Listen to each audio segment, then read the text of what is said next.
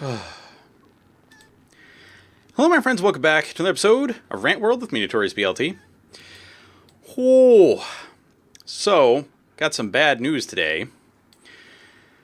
So some of you may not really remember any of this. Some folks who watch this channel may be a little bit too young to remember, and that's all right. But if you don't know, there was a gorilla named Coco. I forget what species of gorilla. Let's see. Hang on. What species of gorilla was Coco? Western lowland gorilla. So Coco was a Western lowland gorilla who learned sign language and spent a lot of time with humans. And she was very, very sweet, and she liked kitties. Unfortunately, today, on June 21st, she passed away, which is very sad. But she was a very emotive creature and kind of helped, I guess, bridge the gap between humans and... I don't want to say humans and animals, but at least humans and gorillas. So, like, for example, on her birthday one year, her handlers allowed her to pick out a kitten because she loved cats. And this kitten that she was going to take care of, that she named All Ball, as in A-L-L space B-A-L-L. So, like, you know, all is in everything, ball is in, like, a little sphere. It was a little hairless, or not hairless, a little tailless cat. And, unfortunately, All Ball escaped and got hit by a car. This was a long time ago, okay? But I'm just kind of relating the story of what happened.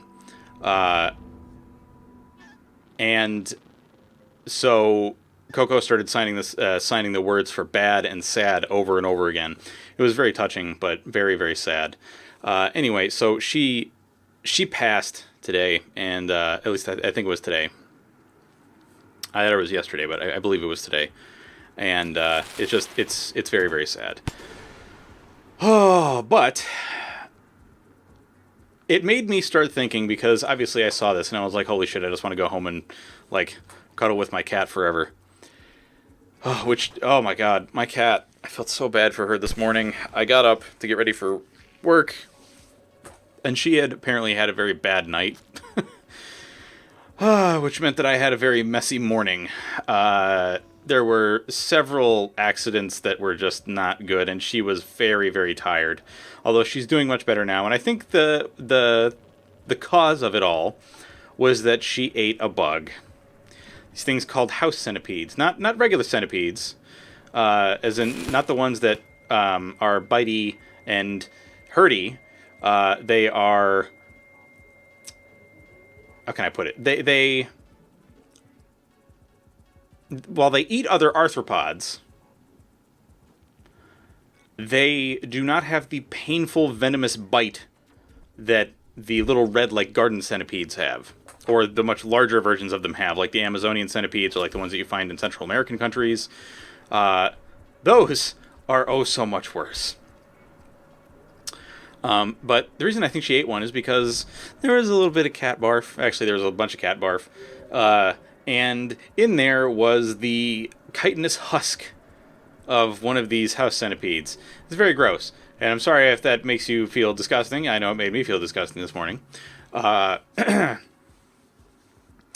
But so I was very happy to get home and spend some time with my cat and pet her and show her the love that she so deserves, because she's adorable and cute and everything right with the world. And it's just, it's strange having this little creature in your house that not only loves you unconditionally, but also can make you feel better about everything all the time very, very quickly. I mean, like, when I've been having a bad day, I come home, I start petting my cat, I immediately start feeling better. Like, even just seeing her little innocent face, always just makes me start feeling better. Just, pets are fantastic. Absolutely fantastic. And, of course, I have a preference for cats, because I don't know, I've grown up with cats. I did have a dog when I was little growing up, whose name was Max, yes, the typical dog name. He was a very, very sweet dog. It was like, he was built like, he wasn't a big dog, but he was, like, really muscular and compact. and apparently was extremely affectionate towards my mother. Like, and when I say affectionate, I mean like also very defensive of, because she told me this story about how she went to stop at the grocery store to grab a gallon of milk, and it wasn't like hot outside or anything. This was fall in Chicago, so it was fairly. I don't want to say it was cold, but it was like it was cool temperatures. So she had Max in the car, and she went to go get the milk, and this guy started following her out into the parking lot, and of course this freaked my mom out a bit. So she picked up the pace, and unfortunately the guy started picking up the pace. And now, to give you an idea of what Max looked like, Max was maybe like not even 40 pounds, I'd say like a 30-pound dog, white with a curly tail, a little bit poofy, and a pink nose. So, doesn't look very imposing, but he was built like, I don't even know what. He was very solidly built. I mean, really, really solid. Like, he was just all muscle and teeth and fuzz. And I remember loving the shit out of that dog. But, so, the guy, my mom gets to the car, goes to open it. The guy comes up to her, and she whips around, and Max is losing his mind. Like, trying to get through the glass at this dude. And my mom was like, if you don't go away, I'm opening the door. The guy pissed off and left. As I'm sure any sensible person would have done. Even though it seemed to me that he wasn't being very sensible in following somebody without, like, you know, if he was actually trying to be nice and to tell my mom something, maybe he should have actually said something about that beforehand instead of creepily following her to the car so that my dog could scare the shit out of him to go the hell away. Just... ugh. Maybe one of the dumbest things you could do. Ever. Anyway, I loved that dog, but I love cats. Cats where my heart lies. I think part of it is that I know I will never, ever have a dog that is anything like Max was. Max was a very special dog. I mean, all dogs are special. All pets are special in their own way. I mean, my cat is very special in her own way, and I mean that in many ways because she's a klutz, and also we love her very much, and she's very sweet.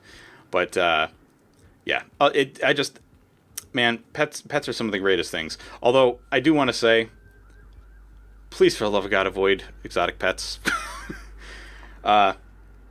Exotic pets are... I've had them. They can be very interesting, but they don't belong, usually, in the places that they are. Like, or when I say that, I mean, like, if you get a lizard, like, you know, an iguana, in the northeastern United States, they don't belong here. Please don't get them. It's not a good idea. They're very cool, but they really don't belong here. And unfortunately, doing, like, actually getting them furthers an industry that really makes their money on catching wild animals and bringing them to places that they don't belong. It's not good. As somebody who has had certain exotic pets in the past, and when I say in the past, I mean a very long time ago, before I really became aware of the problems that this kind of thing causes. Like I said, they can be very cool, but I very much recommend not getting them. Especially things like chameleons and stuff. They're very, very fragile creatures. There are a few more exotic pets that are a little more hardy, like bearded dragons and stuff like that, but most of them just they have trouble when they're up here. They don't really belong here. It's hard to find people to care for them well, and when I say people to care for them well, I mean like veterinarians and things of that nature. But anyway, getting off of this subject. So somewhat recently, well, maybe not somewhat recently, but maybe like a couple months ago, girlfriend got me this calendar. I know we're just completely switching gears here. Got me this calendar with all these puzzles on it. And it's a strange thing because this calendar has made me realize there's a lot of things that I learned in high school and like college and grade school and junior high and stuff that I've completely forgotten how to do. Maybe not completely, just mostly, like simplifying equations.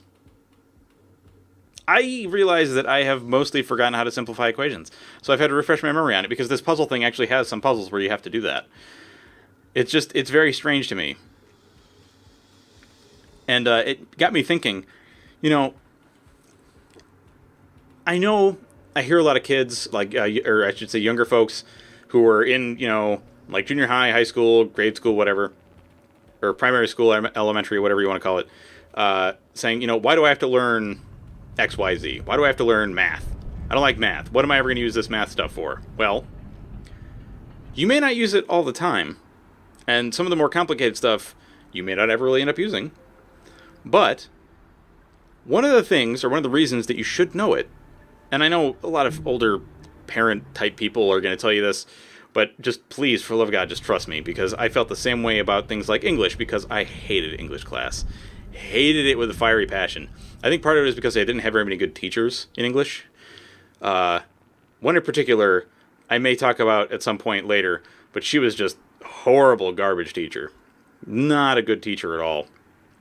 Anyway, but you should know this stuff, even some of the more advanced stuff, even if you don't really want to learn it. You should want to, because it really is, like, things like trigonometry or calculus, they help you understand how not just the world, but the universe functions.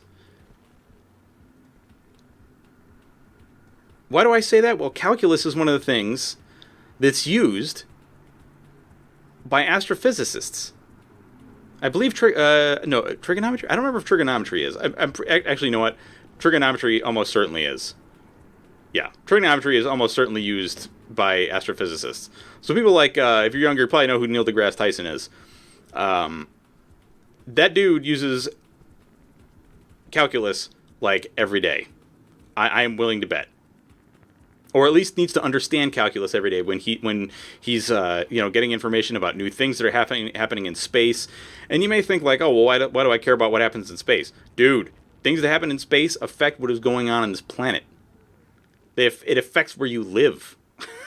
Maybe not like in a direct way where it's like, oh, well, the sun is, or maybe not the sun, but like, a whole bunch of, I don't know if they would technically be meteors and meteorites or whatever, but like stuff burning up in the atmosphere can cause, changes in local, I don't want to say climate, because that's not correct, but like local, not even local weather. What am I trying to say here? Well, no, what I was saying before is actually fairly accurate, I think. Things that happen in space do actually affect what happens on our planet. And while it's not a direct thing like, oh, a bunch of stuff hit the atmosphere and it's causing, things to cool down or heat up or whatever,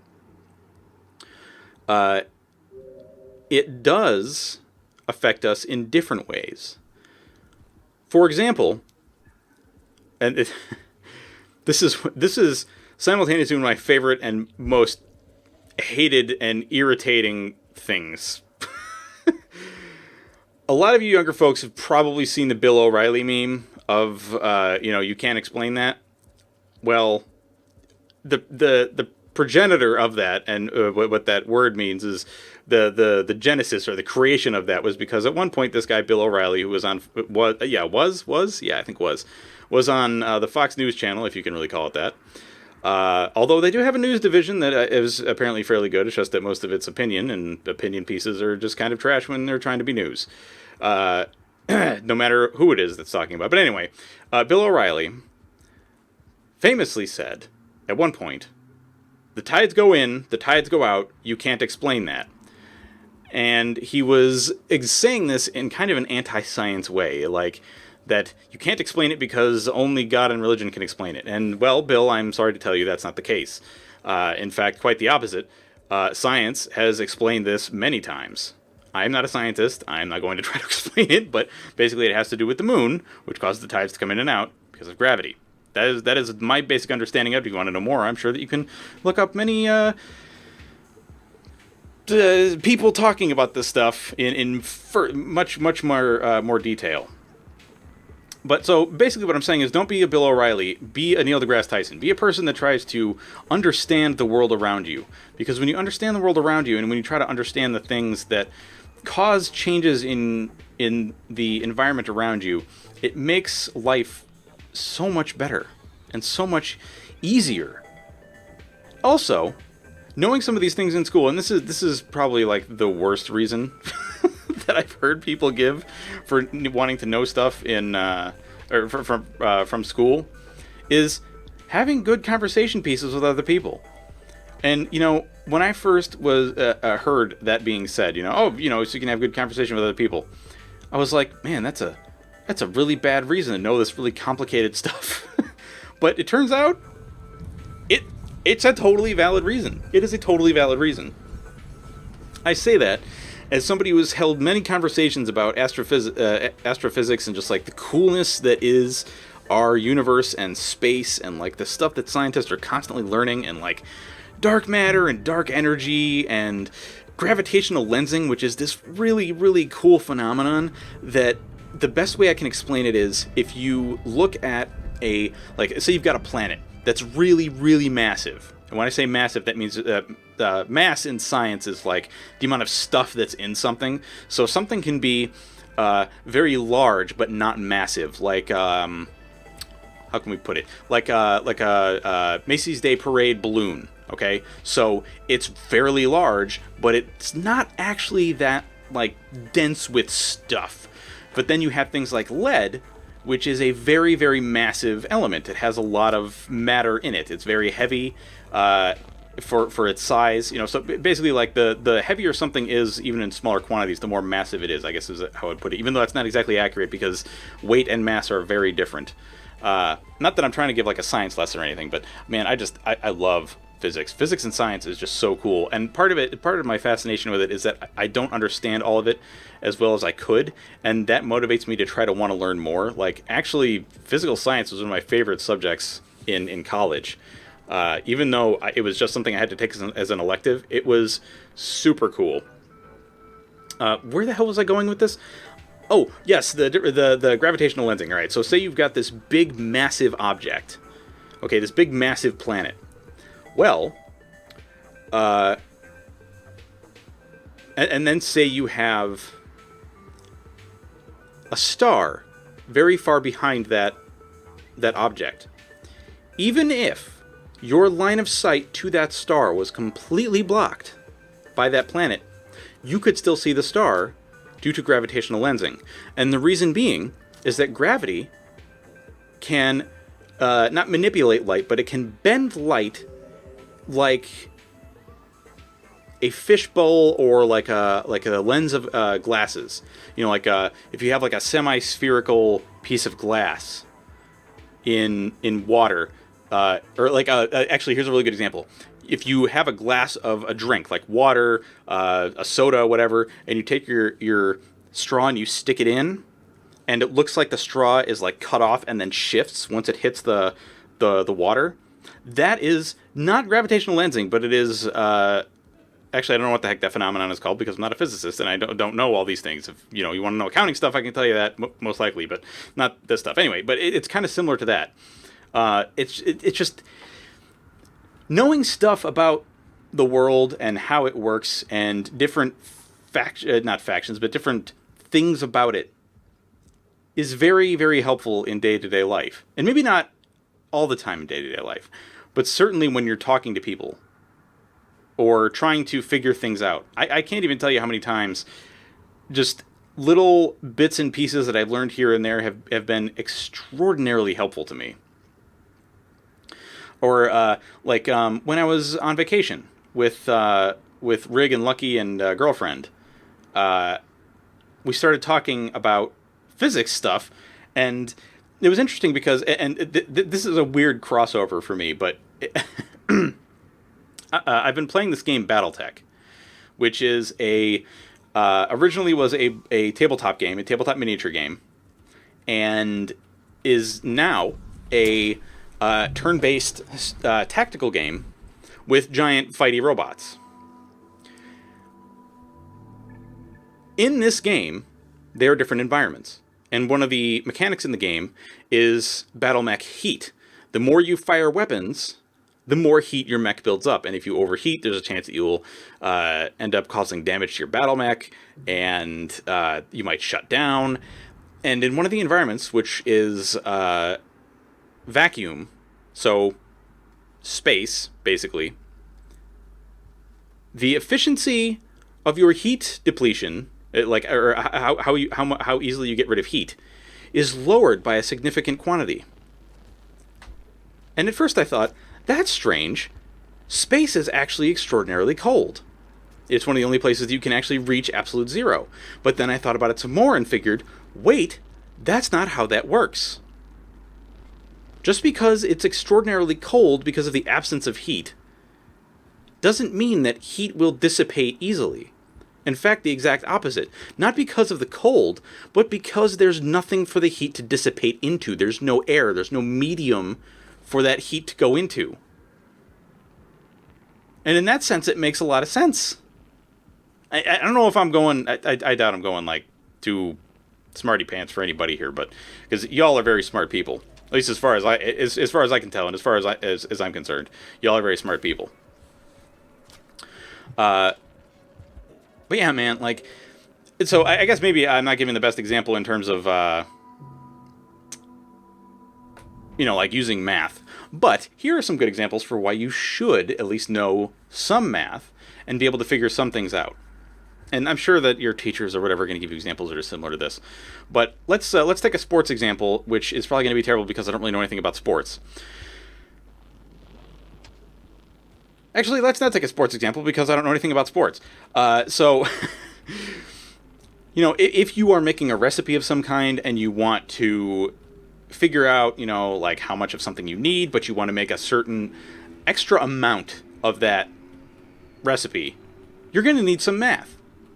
Also, if you want to balance your checkbook or, not be destitute by spending all your money and be able to plan out finances, you're going to need some math.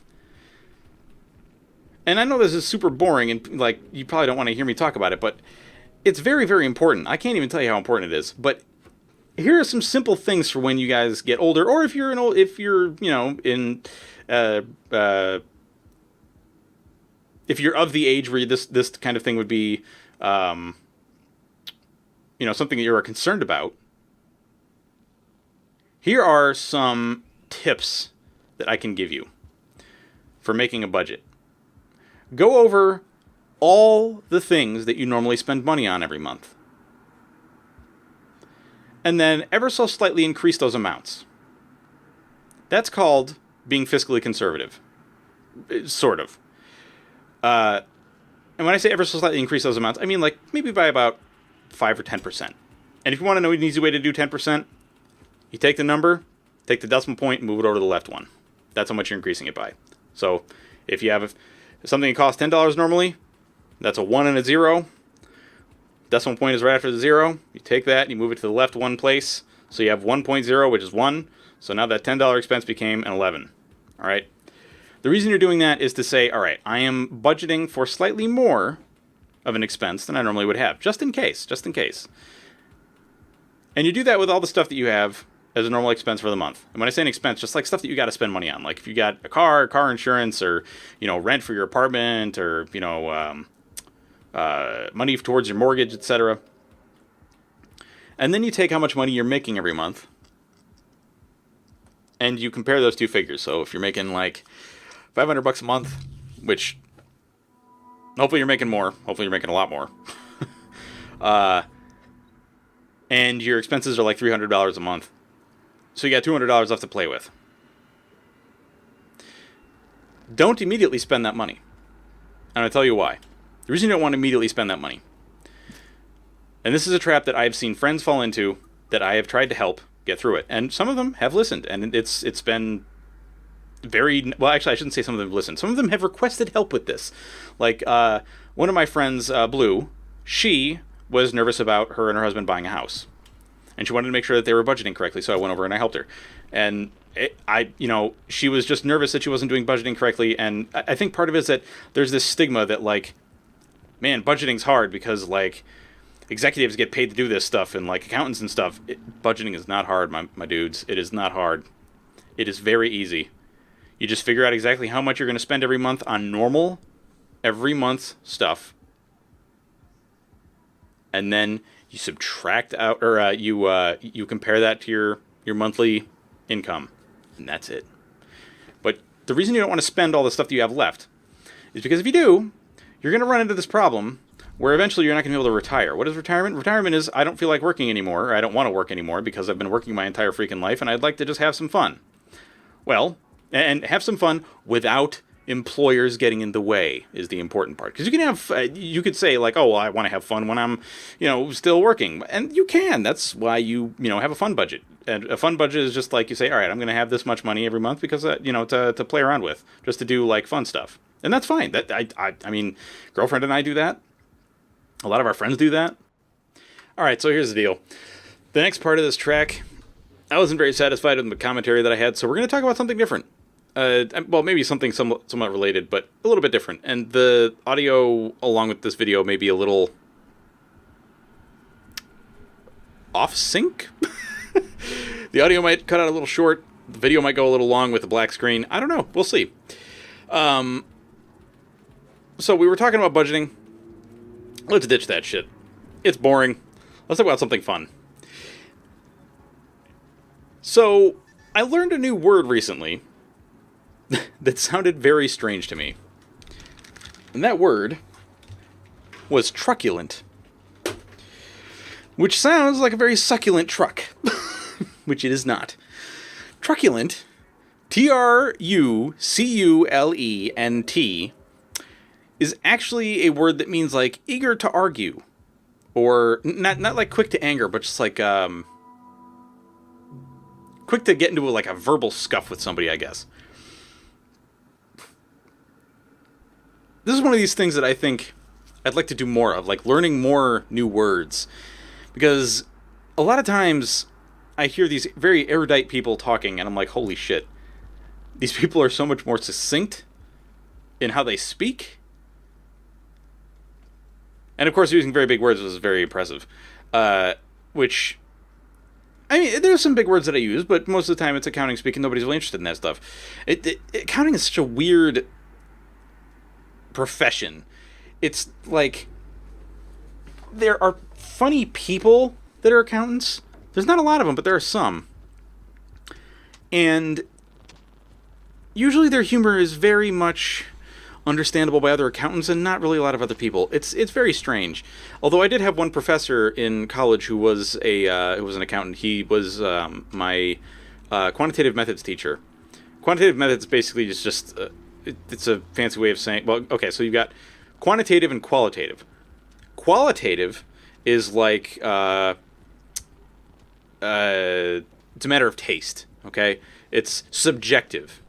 Whereas quantitative is objective, as in how can, it's like statistics and figuring things out using numbers. So you do things like bell curves and all these different kinds of charts to figure stuff out. But he was an accountant. He was actually a very funny guy. But he always said, the same thing which I was just saying, which is, accountants are funny in their own company. But for some reason, when you get a bunch of accountants together, it's like all the humor just gets sapped out of them. So maybe not exactly what I was just saying. But it's strange that we're like a single accountant on their own.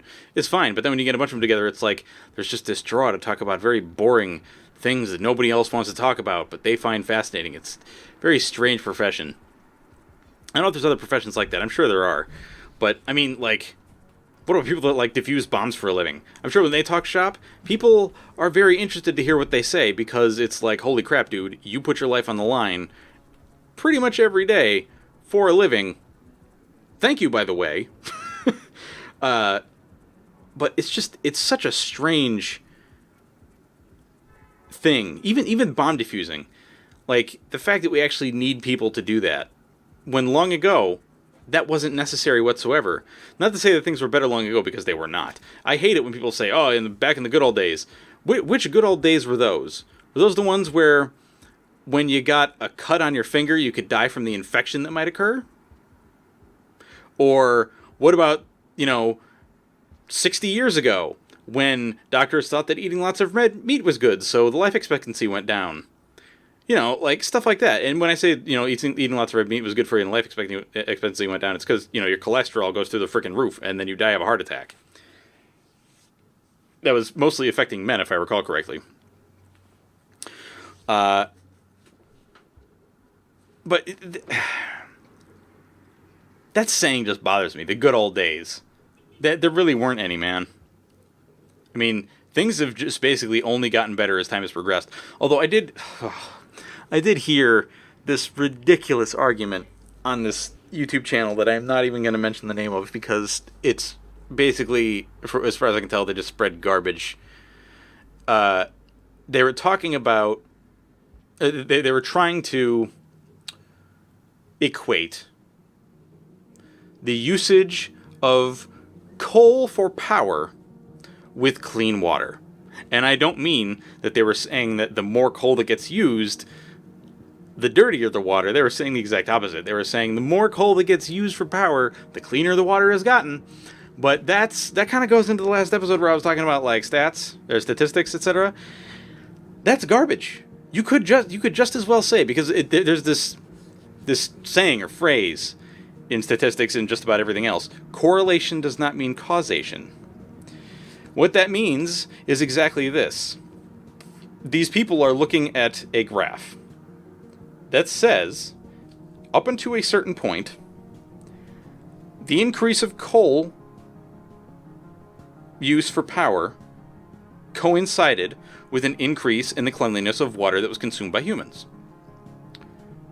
While it's true that those two trended together, sort of, to say that they are reliant on each other in any way is ridiculous. You could just as well say, oh, well, the population increase on the planet also increased the cleanliness of the water, so the solution is to have more children. That will clean the water somehow. There's no logical meshing. I don't like logical falsities anger me to, I don't want to say it's an irrational point, but it's a point, and it's one of my biggest pet peeves is people spreading false information. And I don't mean people that like accidentally spread false information, like people that are like, oh, well, you know, I've heard that, you know, God, what the hell's the name of that? Kombucha is good for your digestion. Like, that doesn't, you know, you're saying, oh, I heard. You're not saying, oh, well, it totally is. I've done, you know, all the research and the study. That doesn't bother me. When people just say, like, I've heard that, blah, blah, blah. And especially if you ask them, you know, oh, well, where did you hear it? And they're like, oh, you know, like a magazine or the news. It's like, okay, well, how... sources, please. Like, give me the scientific study that showed this. Otherwise, you know, we're just talking garbage right now. But anyway, it is my greatest pet peeve when people spread misinformation on purpose, because it just shows a complete lack of desire for any kind of, I don't even want to say intellectual respect or, like, you know, actually trying to figure out problems, etc. Well, actually, the trying to figure out problems thing, I totally mean that. But, like, I don't mean to say, like, you know, a complete lack for intellectual respect, because that just, I don't know, that sounds like super hoity-toity to me. But it does show a degree of anti-intellectualism, which I cannot respect in any way, because essentially what it means is that you don't care about reality. You just want people to believe what you say above other people, which is ridiculous. Especially when you're doing things like talking nonsense about like the real world and things that affect other people, of all things. Like, just no. It's a bad human. Don't do it. It's bad for you. It's bad for the world. It's bad for everybody else. Just don't do it. And then we'll all be okay. Just don't do it. Just don't do it.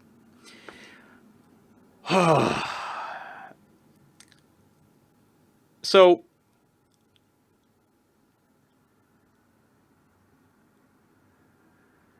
I don't really know what else to say. So I'm just going to say goodbye. That's going to be it for this episode, folks. Hope you all did enjoy it. If you did enjoy what to do, that is me from Notorious BLT. Hope you have a fantastic day, and I will catch you all next time. Bye-bye, folks.